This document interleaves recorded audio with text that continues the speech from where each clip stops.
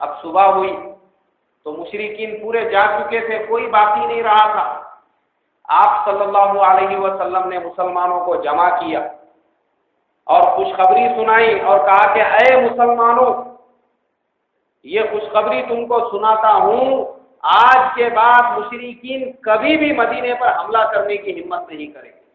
یہ ختم ہو گیا، یہ ان کا آخری چانس تھا، آخری موقع تھا، اس کے بعد وہ کبھی لوٹ کر نہیں آئیں گے۔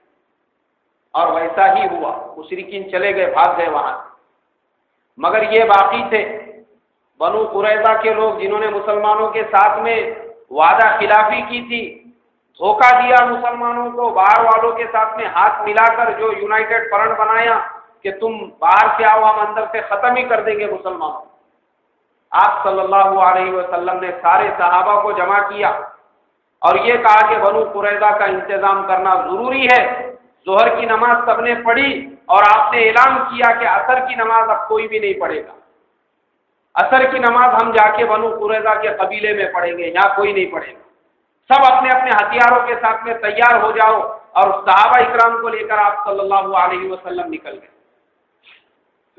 آپ کی غیر موجودگی میں حضرت عبداللہ ابن ام مکتوم رضی اللہ تعالی عنہ، جو آنکھوں سے نابینا تھے، ان کو آپ نے اپنی جگہ پر امام متعین کیا، اپنی جگہ پر مدینے کی ذمہ داری دی اور آپ روانہ ہو گئے۔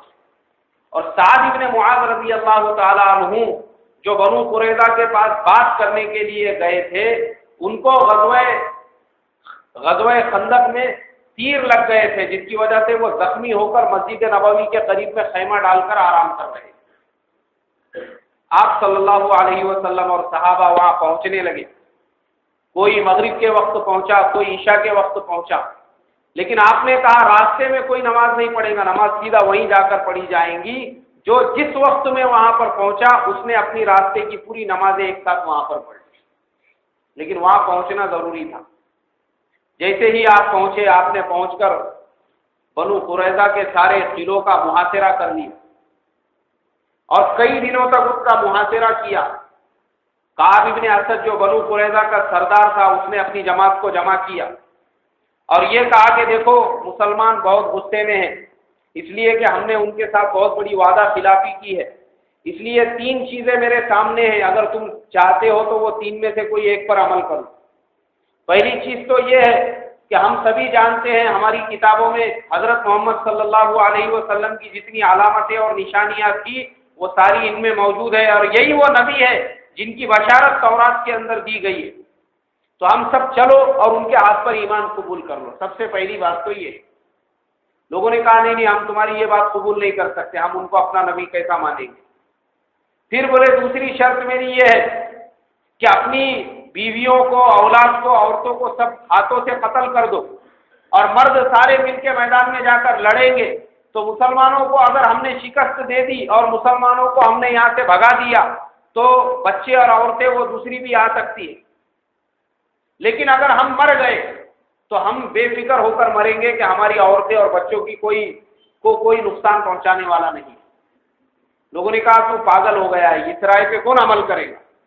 بولے دیکھو پھر تیسری بات میرے ذہن میں یہ آتی ہے کہ ہم سنیچر کی رات میں مسلمانوں پر حملہ کریں گے کہ مسلمان بے فکر سوتا رہے گا کہ یہود سنیچر ہے، ہمارے اوپر حملہ نہیں کریں گے، ان کے نزدیک لڑائی جھگڑا اس دن حرام ہے، تو ہم اس دن ان پر حملہ کریں گے۔ لوگوں نے کہا کہ نہیں، ہم سنیچر کی بے ادبی بھی نہیں کر سکتے۔ پھر کیا کرنا ہے؟ کوئی جواب ان کے پاس میں نہیں تھا۔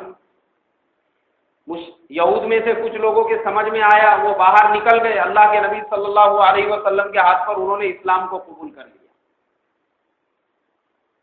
باقی جو تھے وہ سارے اندر ہی تھے۔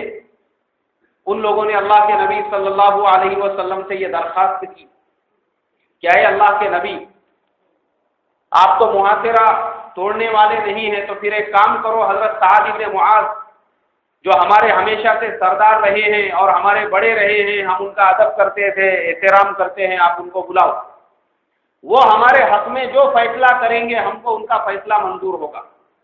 اللہ کے نبی صلی اللہ علیہ وسلم نے بھی ان کی بات کو قبول کر لیا، کہا ٹھیک ہے۔ فوراً ایک جماعت انصار کی روانہ کی۔ سعد ابن معاذ جو ہے وہ بہت سخت بیمار تھے اور بالکل زندگی کے آخری ایام گن رہے تھے۔ کہا جاؤ ان کو فوراً لے کر آؤ، وہ جو فیصلہ دیں گے یہود کو منظور ہوگا۔ لوگ دوڑتے ہوئے گئے مدینہ منورہ کی طرف، ایک چارپائی بنائی، اس پہ حضرت سعد ابن معاذ کو لٹایا اور وہ لے کر آنے لگے بنو قریظہ کی طرف۔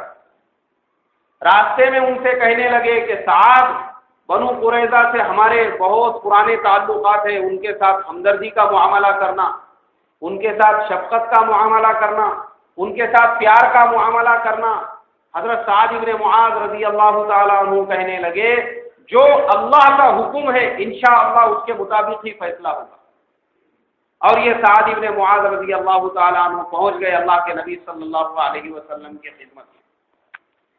بنو قریظہ کے سردار کعب ابن اسد اور دوسرے سارے سردار سامنے بیٹھے ہوئے تھے۔ سناٹا چھایا ہوا تھا، ہر ایک یہ چاہتا تھا کہ یہ کیا فیصلہ دیں گے۔ اللہ کے نبی صلی اللہ علیہ وسلم نے حکم دیا کہ سعد، یہ لوگ تم سے فیصلہ کروانا چاہتے ہیں، اب تم ہی ان کے حق میں فیصلہ کرو۔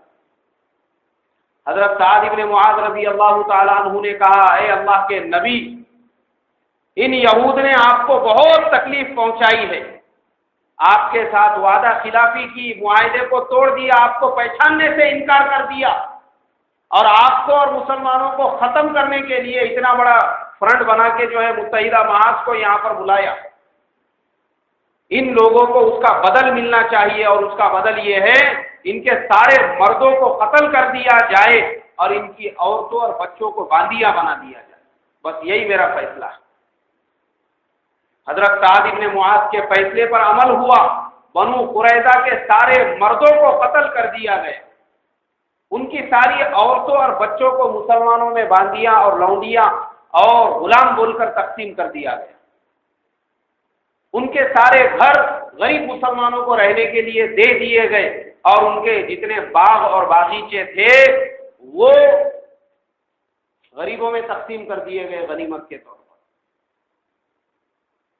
اب میرے محترم بزرگوں، کچھ لوگوں کے ذہن میں یہ بات پیدا ہوں گی کہ یہ مسلمانوں نے ان کے اوپر بڑا ظلم کیا، لیکن انہوں نے جو مسلمانوں پر ظلم کیا ہم اس کو بھی دیکھیں کہ مسلمانوں کے ساتھ معاہدہ کیا کہ جو حملہ کریں گا ہم مل کر مقابلہ کریں گے، تو مقابلہ تو دور کی بات، خود مسلمانوں کو ختم کرنے کے لیے اتنا بڑا لشکر باہر سے منگایا اور کہنے لگے اندر سے ہم اندر سے ان کو ختم کریں گے، تم باہر سے ختم کر دو۔ اگر اس وقت میں، اور یہ جو فیصلہ دیا اللہ کے نبی نے نہیں دیا بلکہ خود انہوں نے ان کو جج بنایا تھا، سعد ابن معاذ کو یہود نے، اور کہا تھا کہ وہ ہمارے بڑے ہیں، وہ جو فیصلہ دیں گے ہم کو منظور ہوگا، جس کو انہوں نے جج بنایا تھا یہ ان کا فیصلہ تھا۔ اب اس کے بعد میرے محترم بزرگوں، اگلے جمعہ کو انشاءاللہ صلح حدیبیہ کا واقعہ تفصیل کے ساتھ میں بیان ہوگا۔ آپ تمام لوگوں سے درخواست ہے کہ وقت پر پہنچے۔ اللہ ہم تمام کو عمل کی توفیق عطا فرمائے، جن کی سنتیں باقی